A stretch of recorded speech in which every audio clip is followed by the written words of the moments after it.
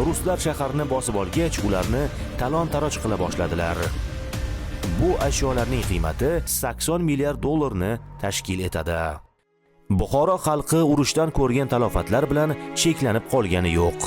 Ruslar shaharni bosib olgach, ularni talon-taroj qila boshladilar.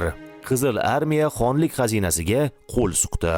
Devoriy gazetalarga shunday so'zlar bitilgan edi.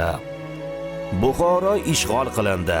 Amir saroyidan 10 put kulcha oltin, tilla buyumlar, oltin tangalar, minglarcha put kumush tangalar va boshqa qimmatbaho ashyolar topib olindi.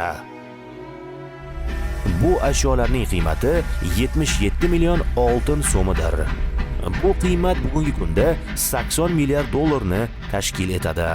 Ruslar bu xazinani 13 yuk vagonida Rossiyaga olib ketdilar.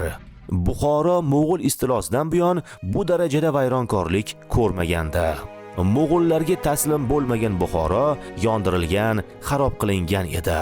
Bu safar ham bolsheviklarga bo'yin egmagan shahri azam tuprog'i yana bir bor vayronaga aylandi. Buxoroning so'nggi amiri Olimxon kitobida batafsil o'qing. Hoziroq Iqro nashrdan buyurtma bering.